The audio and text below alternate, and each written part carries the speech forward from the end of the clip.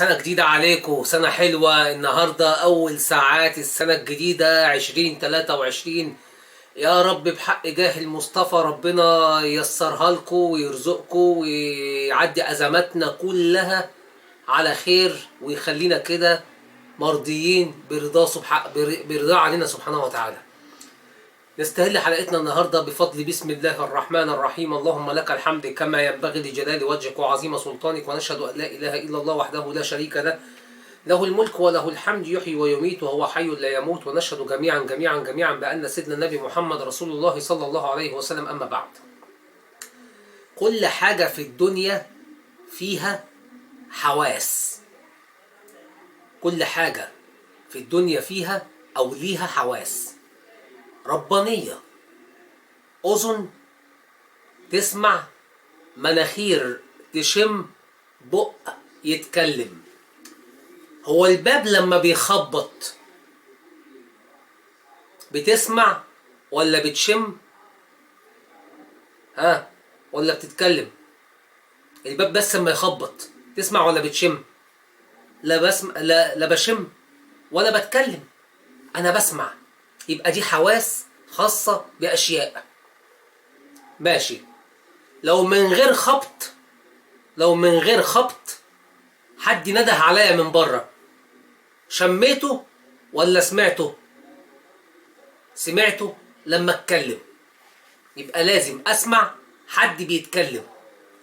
ممتاز. دي ربنا خلقها لنا، اسمها الحواس. بتحس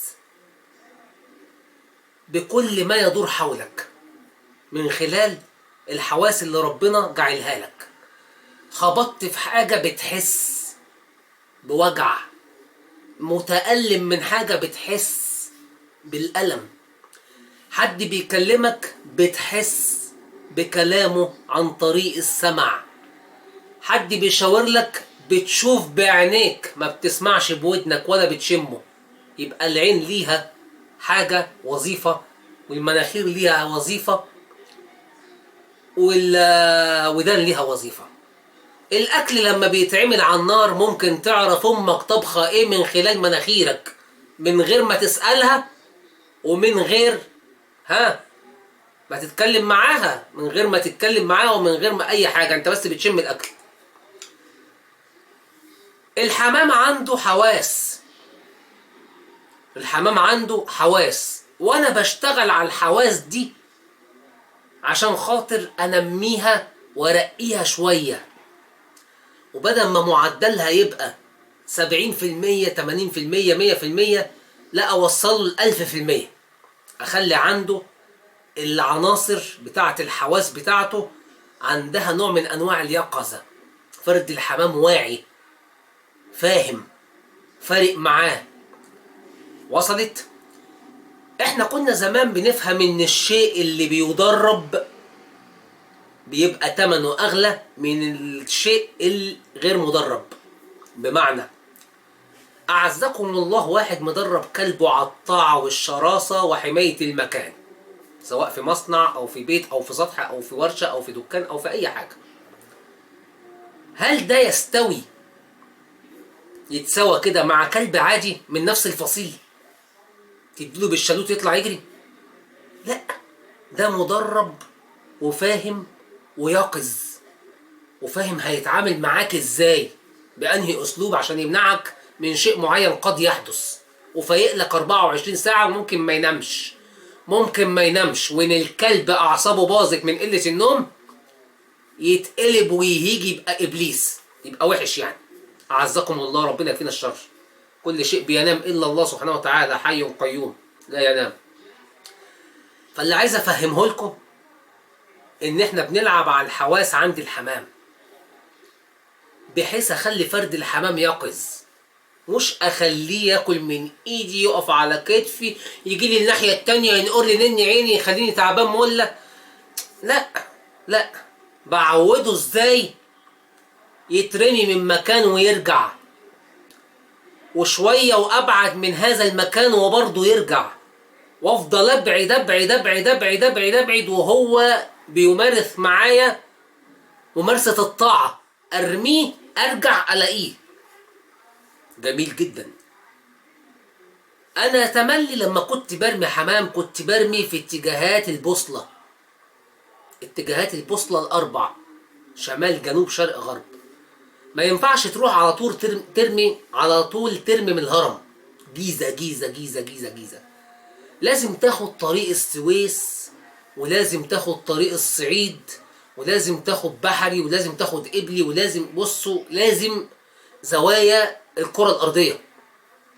قيس الزوايا كده، مرة من الجيزة، مرة من آخر شبرا، مرة من مدينة، مرة من مش عارفة منين، مرة منين، بس لازم يبقى بالزوايا الأربع عشان الفرد تنشط عنده البوصلة، حواس البوصلة، حواس المكان، حواس الخريطة الجغرافية اللي بتخليه يعلى، ينجم، يبص، يتملك، يجي على حس ما هو قادر، والقدرة لله سبحانه وتعالى.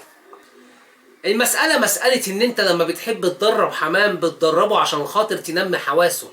يقول لك انا بدرب حمامي، ماشي، ما هو انت بتدرب ايه في حمامك يعني؟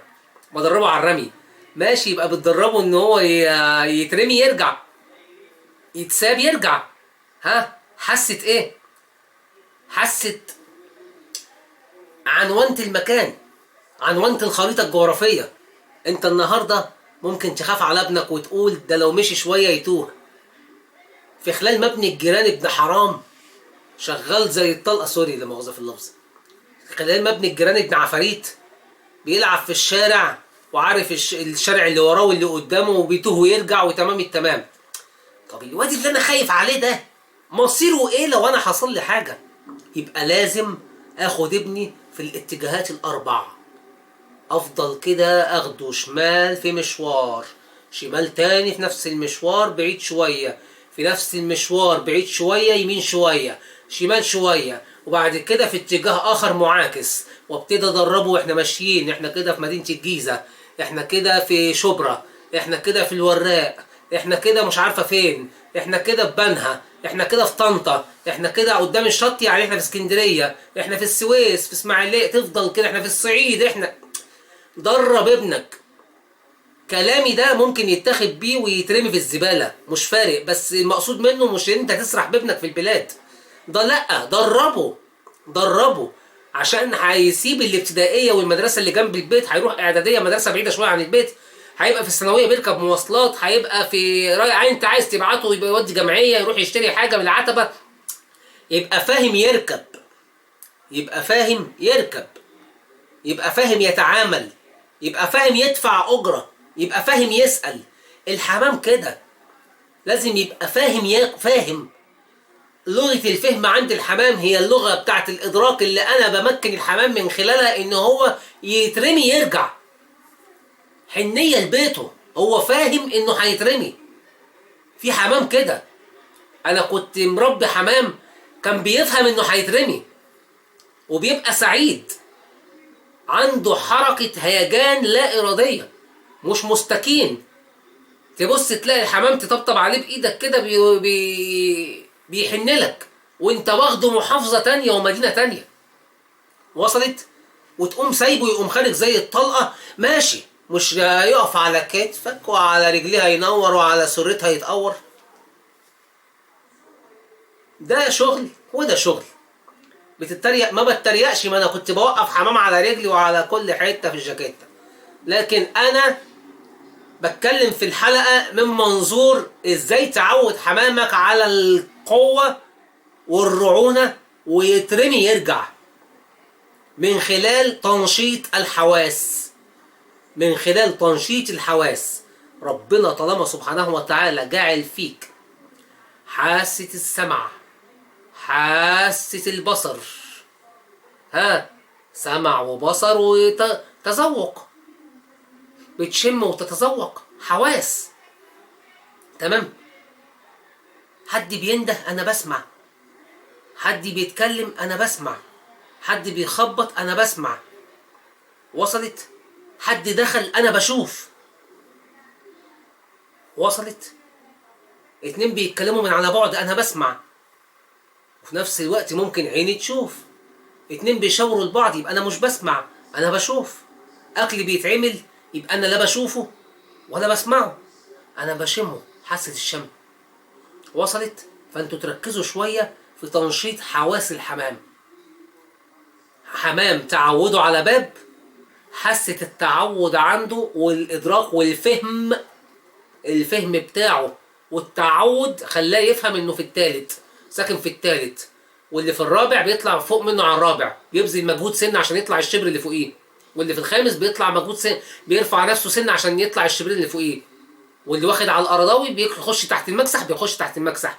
الحمام واعي وفاهم، لغة الإدراك عنده فيها حواس ربنا اللي أعلم بيها، بس بيفهمك، بيفهم إن أنت طالب منه إنه يترمي يرجع.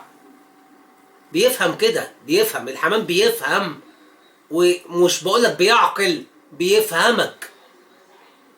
انت حطيت له اكل بيفهم ان انت حطيت له اكل، يعني عنده قصة ان هو بيحسك. ممكن يتوجع منك لما تدهله حاجة، يبقى عنده قصة الاحساس. يعني انتوا فاهمين القصة؟ افرق ان انا بقولك انه لا يعقل، ما بيعقلش، مش عاقل، ما عندهوش ذرة تفكير، ولكن بيفهمك بطريقة معينة من خلال الحواس. ممكن يشعر انه هيترمي، مطلوب منه يرجع فبتلاقيه بيرجع. تمام. في حمام بتفضل عايزه يطلع الاول، فبتبص تلاقي نفسك بالمصابرة وبالمباغتة وبكل ما اوتيت من قوة بيطلع الاول. في حمام بيحبك زي ما انت بتحبه، في حمام بيشمئز منك زي ما انتش مديله فرصة ولا مديله اي اهمية. فانت حاول تنشط حواس الحمام.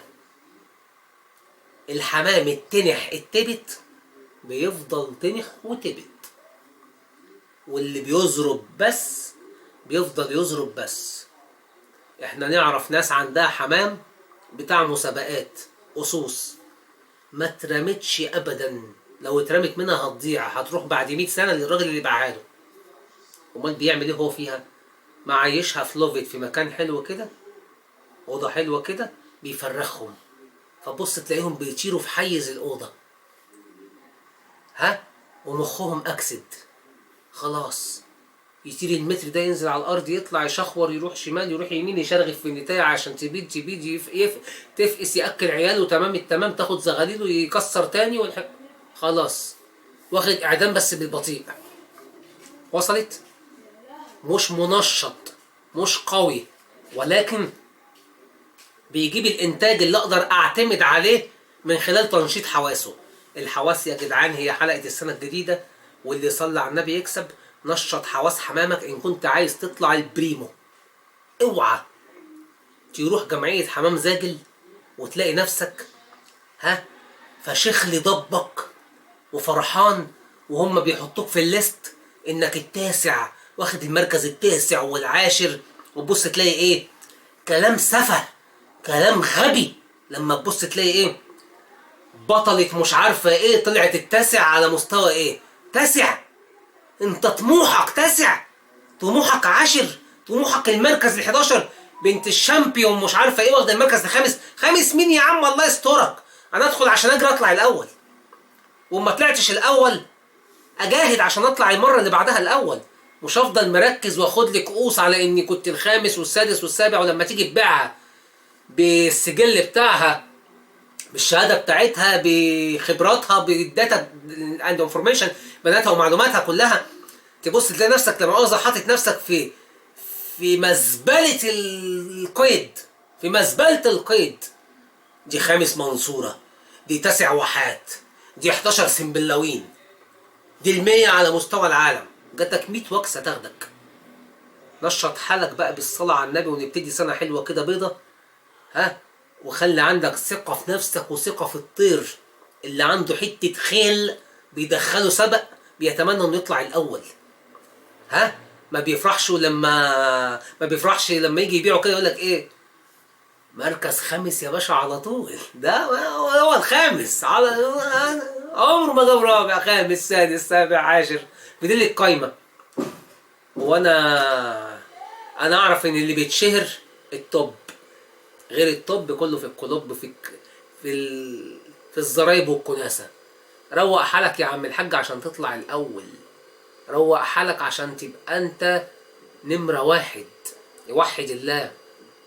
خلي مستواك فيه رقي، خلي مستواك يبقى فاهم انت بتعمل ايه، خلي نفسك عندك ادراك، خلي لما تيجي تدرب درب على ان عندك حماسة انك تاخد مرتبة اولى.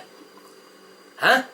وعاند وعاند ورازي ونافس، نافس على انك تبقى بطل شامبيون حد ملوش وصف. وافرخ وجنس الزواجل مع بعضها وفرخ موليمنزا على انيبنزا على هريبنزا، طلع اجيال غبيه جديده من دم قوي تطلع تديك مركز. انت اوعى تفرح انك خدت كاس يا ابو الباس وواقف لي بالشورت والفرخه الشمورت وواقف لي تمام التمام وصباح الفلقسه في الدعبسه. لا، انا عايزك تبقى عندك يعني شراهه انك تطلع الاول، وواحد يطلع يديك قفا ويطلع اول عنك فيديك دفعه انك تنافس السنه اللي بعدها على انك تكسبه ويكسبك، وحد يخش يغطي عليكم وده وانا اطلع انسفكم كلكم واطلع انا الاول. المنافسه حلوه. نفسوا بعض يا جدعان على المركز الاول، نفسوا بعض على المركز الاول، نفسوا بعض على حمام يستاهل ياخد مراكز. لحسن اقسم بالله علي مش عايز احلف بالطلاق، لحسن انا داخل سنه جديده يقعدها يا رب علينا بالخير. نص الزواجل عايزه تتضرب بالنار، وشيوخ الزواجل في مصر، شيوخ الزواجل فيكي يا جمهوريه مصر العربيه، وانا اعني هذا الكلام، هم من الساده الافاضل الغير راضيين تماما على ما يحدث في عالم الحمام الزاجل. وانا هقفل وشكرا. وانتوا يا شيوخ الحمام فاهمين ان انا فهمت القصه، وان انتوا عندكم عدم رضا مما يحدث، وان 3/4 الزواجل بنسبه 90% مش زواجل. ها؟ اللي بيتباهوا بيها مش زواجل. وخلي الطابق مستور. السلام عليكم.